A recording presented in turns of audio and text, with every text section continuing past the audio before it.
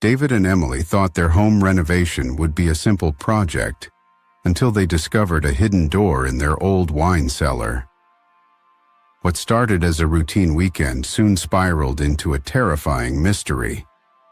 Behind that door, they found something that defied explanation and left them questioning what had been lurking beneath their feet all these years. But it's what David saw when he stepped inside that room that will leave you questioning everything. Stay tuned to uncover the chilling secret that's been buried for decades. But hey, before we dive into the story, do yourself a favor and pause the video right now. Go hit that like button and let's see if we can make this video reach 1,000 likes. And if you haven't done so already, please subscribe to your favorite story channel. Also, make sure to ring the notification bell so you never miss out on the latest and weirdest stories. Trust us, you won't want to miss what's coming your way. Now, sit back, relax, and prepare to be amazed as we take you on an unforgettable ride. Don't forget to engage with us in the comments below. We love hearing from you. Without further ado, let's dive right in. David and his wife, Emily, had lived in their quaint Victorian terrace house for 5 years, appreciating its old-world charm and history. The home, nestled among a row of similar houses in a quiet neighborhood, was the perfect escape from the hustle and bustle of city life. They enjoyed its creaky wooden floors, vintage fixtures, and especially the hidden corners that seemed to whisper stories from the past. In October of 2016, the couple decided it was time for a change.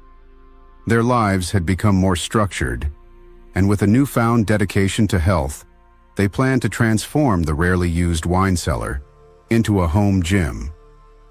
The cellar, which had once stored their wine collection, had become more of a neglected storage space over time. David and Emily had often joked about their wine cellar, but the charm had worn off. It got annoying going down there every time, David admitted. So we just stopped using it. And now, with their new project, the cellar would get a long overdue makeover. It was a perfect weekend project, or so they thought. As they began clearing the space, peeling back the old, faded floral wallpaper, something caught their eye.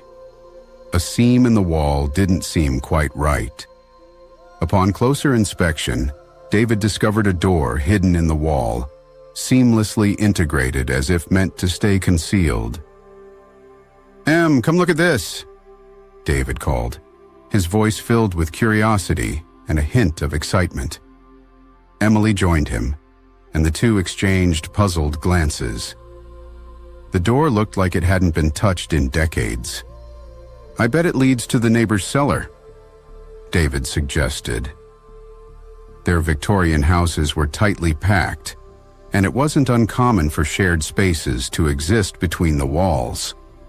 They planned to talk to their neighbor the next morning, concerned about the prospect of an unexpected access point between their homes.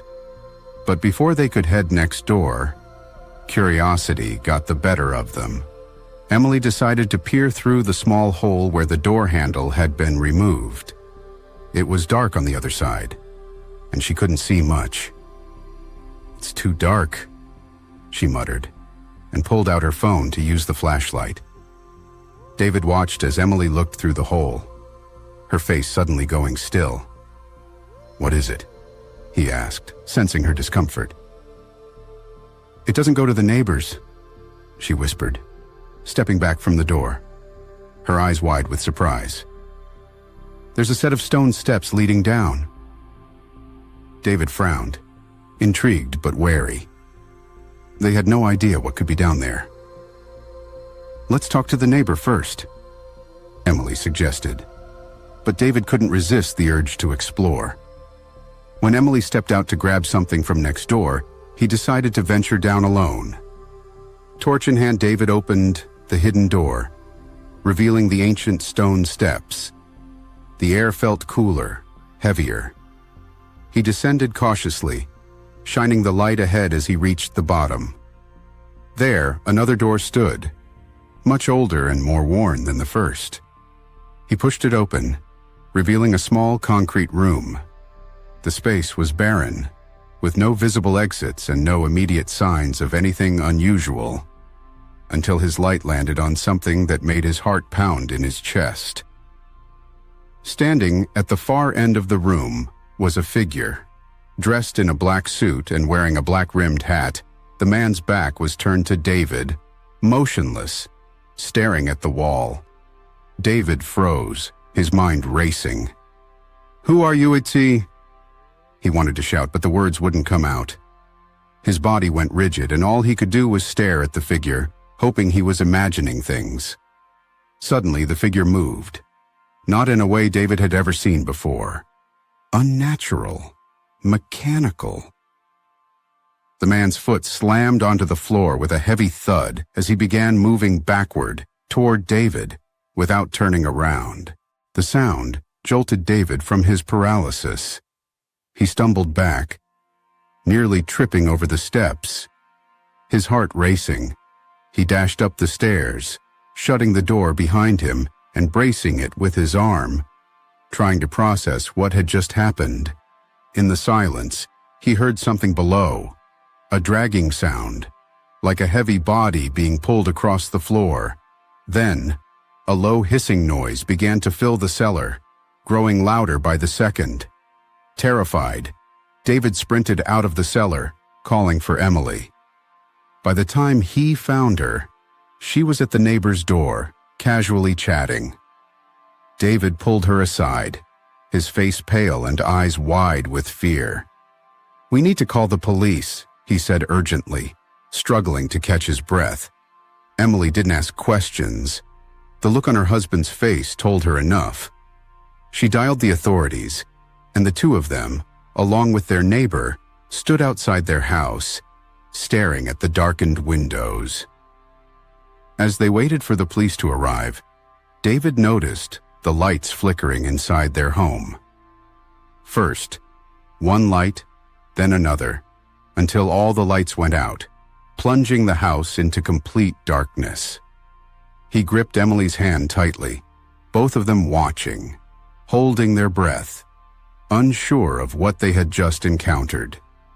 When the police arrived, they conducted a thorough search of the house and the cellar. David described what he had seen. But when the officers descended into the hidden room, there was no sign of the man in the black suit. The figure had vanished without a trace. What the police did find, however, was even more disturbing. The walls of the concrete room were carved with strange symbols. Symbols that neither the police nor the couple could identify. And on the floor, in various spots, were what appeared to be stains. Ancient, dried blood. The authorities sealed off the room, unable to provide any explanation for what David had witnessed, or the chilling evidence left behind. They assured the couple that the house was safe, but David and Emily couldn't shake the feeling of unease that lingered. "We've never gone down into the cellar again," David later admitted. The door remained sealed, and the cellar became a place they avoided at all costs. Whatever had been lurking beneath their home, they wanted no part of it. The renovation project was abandoned, replaced by a lingering fear of what they might have unearthed, a fear that would haunt them long after the door was shut.